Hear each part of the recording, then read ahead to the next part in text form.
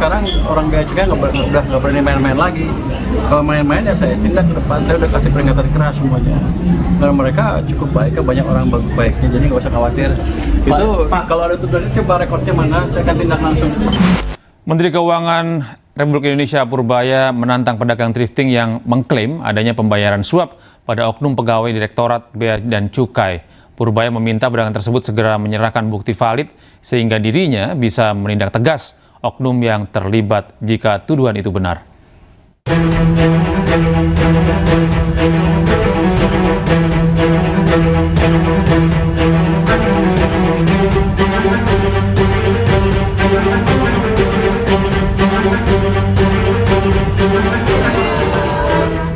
Menteri Keuangan Republik Indonesia Purbaya Yudi Sadewa mempertanyakan klaim seorang pedagang thrifting di Pasar Senen yang mengaku biaya meloloskan impor pakaian bekas di pelabuhan sekitar 550 juta rupiah per kontainer. Biaya itu diduga mengalir ke oknum Bea dan Cukai Kementerian Keuangan.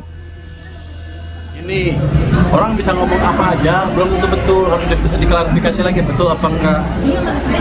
Saya nggak tahu angka yang betul berapa, tapi yang jelas sekarang orang bea cukai udah nggak berani main-main lagi. Kalau main-main ya saya tindak ke depan, saya udah kasih peringatan keras semuanya. Dan mereka cukup baik, banyak orang baiknya, jadi nggak usah khawatir. Itu kalau ada tugas coba rekornya mana, saya akan tindak langsung. Kalau cuma ngomong-ngomong aja kan nggak benar, kayak gitu sih namanya fitnah. Kalau ada buktinya, saya akan eksekusi langsung. Sebelumnya dalam rapat dengar pendapat bersama Badan Aspirasi Masyarakat DPR RI kemarin Rabu, perwakilan pedagang thrifting Pasar Senen Rifai Silalahi mengungkap mayoritas pakaian bekas impor yang beredar di Indonesia masuk secara ilegal. Bahkan selama ini pakaian itu bisa lolos masuk Indonesia dengan membayar ratusan juta rupiah per kontainer ke petugas bea cukai di pelabuhan. Berapa biaya per kontainer masuk yang legal dan ilegal? Kalau yang ilegal itu kurang lebih 550 juta per kontainer. Ilegal. Itu biaya ilegalnya. Ilegal. Ya, jadi satu kontainer itu bayar 550 juta untuk bisa masuk ke Indonesia. Betul. Biaya masuk ke mana? Biaya masuk ke mana? Kalau biaya masuk ke mana mungkin gini Pak, bukan rahasia umum lagi, artinya begini, barang itu bisa masuk tidak sekonyong-konyong sampai ke Indonesia ini terbang sendirinya Pak. Artinya ada yang memfasilitasi. Kami ini sebenarnya korban Pak. Gini aja. Jadi 550 juta itu ke fasilitator gitu ya? Oknum fasilitator gitu. Sementara itu dalam rapat kemarin sejumlah pedagang baju bekas atau thrifting juga meminta agar usahanya dilegalkan. Namun jika hal itu tidak dapat dikabulkan, para pedagang meminta ada pemberlakuan larangan terbatas sehingga memungkinkan kuota impor terhadap pakaian bekas diberikan. Tim Liputan iNews melaporkan.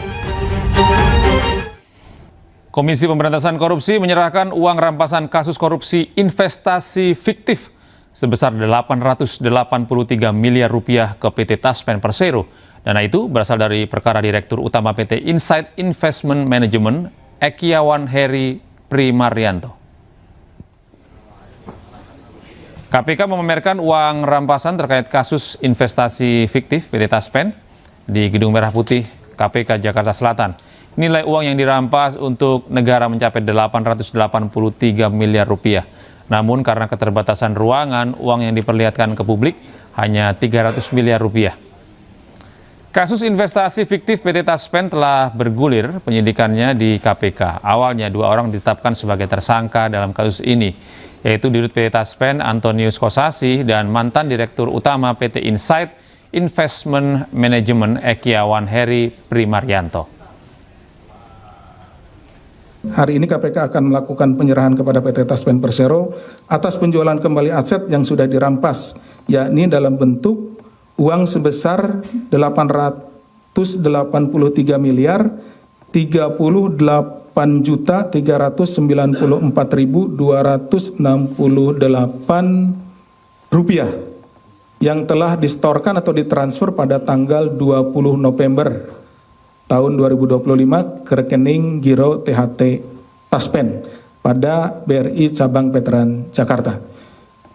Sejumlah 6 unit efek yang telah dipindahkan tanggal 17 November 2025 ke rekening efek PT Taspen Persero. Jadi ada 2 dua hal ya. Tadi uang sejumlah 883 miliar sekian, kemudian sejumlah 6 unit efek. Sementara uang di depan ini atau di belakang saya, ini karena tempat dan keamanan tidak bisa kita tampilkan seluruhnya. Jadi seharusnya ditampilkan 883 miliar sekian, tapi yang kita tampilkan adalah sekitar 300 miliar. KPK memandang bahwa korupsi pada dana pensiun adalah salah satu kejahatan yang paling miris. Karena korbannya adalah kelompok masyarakat yang telah mengabdi puluhan tahun kepada negara, ASN. Jadi ASN telah memberikan kemampuannya, hidupnya ya untuk melayani masyarakat, melayani negara. Tapi kemudian uang yang seharusnya diterima oleh saudara-saudara kita kemudian dikorupsi. Seperti itu. Yang dengan uang pensiun itu akan menggantungkan keberlangsungan hidup. Menteri SDM Bahlil Lahadalia memastikan stok BBM nasional masih dalam kondisi aman. Dalam hitungannya, ketersediaan BBM masih cukup hingga 18 hari ke depan. Bahlil meyakini dengan stok BBM ini dapat mencukupi ketersediaan masyarakat Indonesia meskipun sejumlah SPBU swasta masih terdapat beberapa yang tidak menjalankan penjualan bensin. Bahlil menjelaskan koordinasi dalam skema bisnis to bisnis antara Badan Usaha Pengelola SPBU swasta dan Pertamina telah dilakukan, termasuk pembahasan mengenai ketersediaan BBM yang beredar di pasaran. Sampai dengan hari ini stok BBM kita aman, cadangan kita di angka 18 hari, minimalnya itu kan 18 hari sampai 19 hari, dan clear.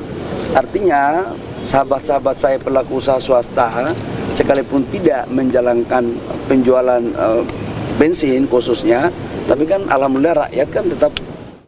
Presiden Prabowo Subianto memanggil sejumlah Menteri Kabinet Merah Putih ke Istana Kepresidenan Jakarta.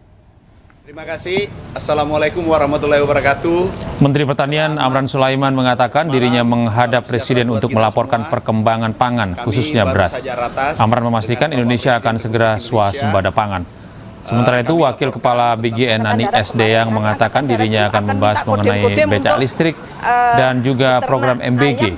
Saat disinggung mengenai jumlah satuan pelayanan pemenuhan gizi, Nani menyebut hingga saat ini jumlahnya mencapai 14.320 unit. Sementara terkait becak listrik, Presiden Prabowo meminta becak se-Indonesia menggunakan tenaga listrik atau motor listrik. Dalam bidang pendidikan dan sosial, maksudnya dulu yayasan. Kami laporkan tentang perkembangan pangan, khusus untuk beras, pangan kita khusus beras, insya Allah, tanggal 31 Desember jam 12.00, kalau tidak ada aral melintang, 30 hari lebih, 40 hari ke depan, Indonesia swasembada pangan. Itu yang pertama. Dan ini adalah dari target 4 tahun, tapi kita capai